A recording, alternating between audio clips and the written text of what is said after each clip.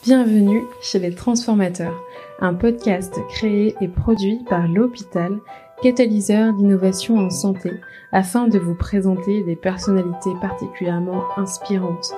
Professionnels de santé, entrepreneurs ou encore écrivains, ils et elles agissent au quotidien pour bouleverser notre système de santé.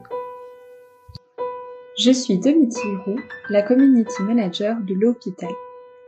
La deuxième saison du podcast Les Transformateurs vient de se terminer.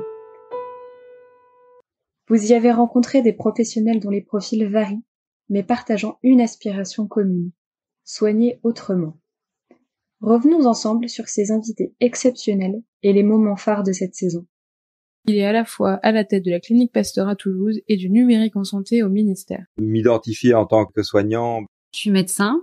Je suis infirmière anesthésiste au CHU de Rennes. Je suis designer et cofondatrice de l'agence de design Humaniteam. Je fais de la pharmacie d'officine. Je suis designer de formation.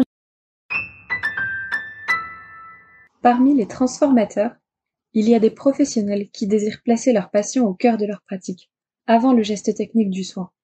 Blandine Canu, infirmière et cadre de santé retraitée, Martin Vinclair, médecin et écrivain, et Nolwenn Fèvre, infirmière anesthésiste, nous ont confié la perception qu'ils avaient de leur propre pratique du soin. Un patient, il arrive là à l'hôpital, mais il a un vécu, il a un passé, il a un présent, puis il va avoir un avenir. Et je le soigne pas là tout de suite, seulement maintenant, là où je le vois, mais j'essaie de comprendre ce qu'il a vécu avant et j'essaie surtout de comprendre dans quelles conditions il va rentrer et ce qu'il va vivre après. Et donc là, ça commence à me parler beaucoup, d'avoir une prise en charge beaucoup plus globale du patient et pas rester uniquement sur mon petit soin là avec ma petite demi-heure. Mes aspirations à soigner d'une part et puis mon activité d'écriture se sont rejointes et se sont toujours soutenues l'une l'autre. Je fais pas ce métier seulement pour moi, je fais ce métier pour les gens qui en ont besoin. C'est moi qui dois me plier aux besoins de la population. Et je me suis rappelée d'un petit garçon qui était arrivé en pleurant au bloc. On avait tous l'impression qu'il souffrait atrocement de sa fracture du fémur. On était prêts à l'endormir avec des morphiniques puissants sur un plateau technique parfait. Et en fait, à un moment, ce petit garçon, il m'a regardé et il m'a dit « j'ai pas mon doudou ». Et il pleurait parce qu'il avait pas son doudou. Il y avait eu un peu de panique autour de son arrivée à l'hôpital. Ils avaient oublié le doudou. Et moi, j'étais là avec mes drogues d'anesthésie et je me suis vraiment sentie nulle parce que je dis mais ça, je peux pas résoudre son problème. On peut l'endormir, on peut le soigner, mais on peut pas régler ce problème. Et avant de partir et de jeter l'éponge un peu, je me suis dit peut-être que donner des doudous aux enfants, je suis capable de faire ça. C'est des passages obligés parfois de venir au bloc. Faut que ça soit une aventure et que on les laisse faire, ils participent et qu'ils soient vraiment acteurs de leur parcours. On est juste là pour les accompagner en fait. La saison 2 n'a pas réuni que des soignants. Marie Coirier, designeuse et cofondatrice du Lab A, Adrienne Rex, urgentiste reconvertie dans l'innovation, et Claire Fauchille, designeuse et cofondatrice d'Humaniteam, nous ont montré en 3 épisodes que le design est intimement lié au prendre soin, et qu'on peut soigner sans forcément être un soignant. Je suis pas soignante.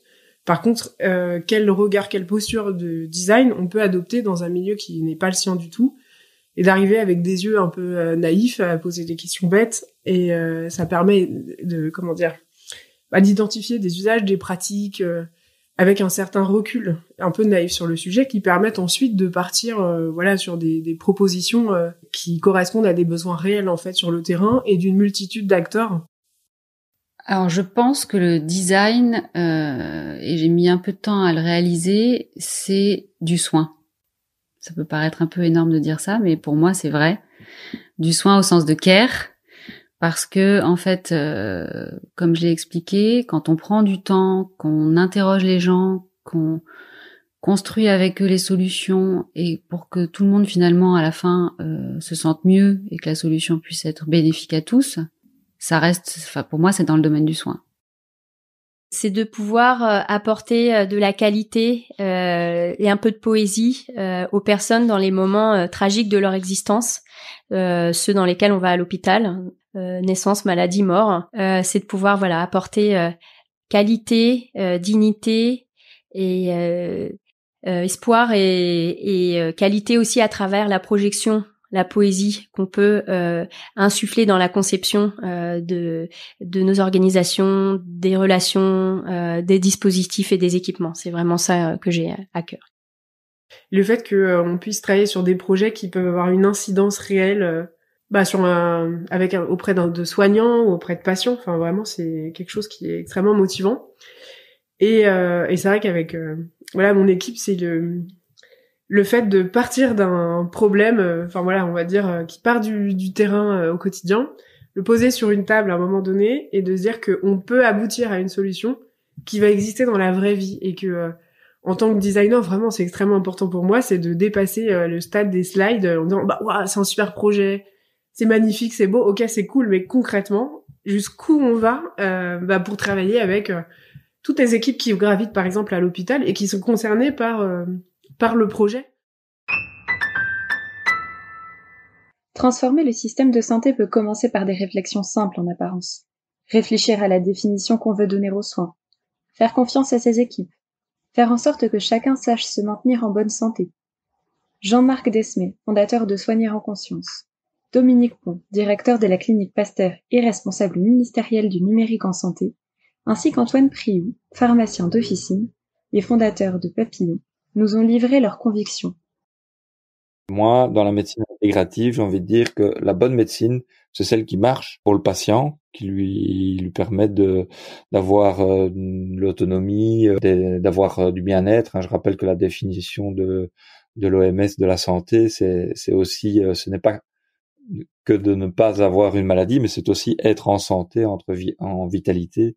Et donc tout ce qui permet à notre médecine d'améliorer l'état du patient est pour moi bon à prendre, mais effectivement avec ce juste équilibre d'associer science et conscience, on va dire. Mais c'est de partir du principe que je me méfie pas des gens, mais que je leur fais confiance et que je sais qu'on va réussir collectivement. C'est porter cette foi-là, un peu contre vents et marées, en apportant ses idées, en écoutant, en ayant un organigramme super plat. Moi, je déteste les organigrammes très pyramidaux, donc c'est très très plat chez nous. C'est des réunions régulières avec les gens où c'est eux qui me disent ce que je dois faire et pas l'inverse. C'est ce qu'on appelle nous les droits d'expression. C'est eux qui me disent et je rends des comptes avec l'encadrement de ce qu'on a fait pour eux d'une année sur l'autre par rapport à ce que eux avaient demandé. C'est le fait de leur confier des responsabilités dès qu'ils le demandent. C'est le fait de laisser la place à la prise d'initiative permanente et que ça soit d'abord ça le modèle avant un modèle de process. Donc ma raison d'être, c'est à la fois de transformer le système de santé, et puis d'un point de vue un peu plus conceptuel, ce serait finalement de ne plus avoir de raison d'être. Ce serait de devenir inutile, au sens où si demain tout le monde est en bonne santé, ou si tout le monde est en capacité de se maintenir en bonne santé au sein de sa communauté, c'est une excellente nouvelle. Voilà, ce serait une excellente nouvelle. Merci d'avoir écouté ce best-of de la saison 2 des Transformateurs. La saison 3 arrive bientôt sur vos plateformes préférées, avec toujours plus de personnalités inspirantes qui transforment notre système de santé. Si ce best-of vous a plu, mettez-nous 5 étoiles, abonnez-vous, parlez de nous sur les réseaux sociaux et parlez-en à vos collègues. Peut-être que parmi eux se cachent des transformateurs et des transformatrices qui s'ignorent. À bientôt!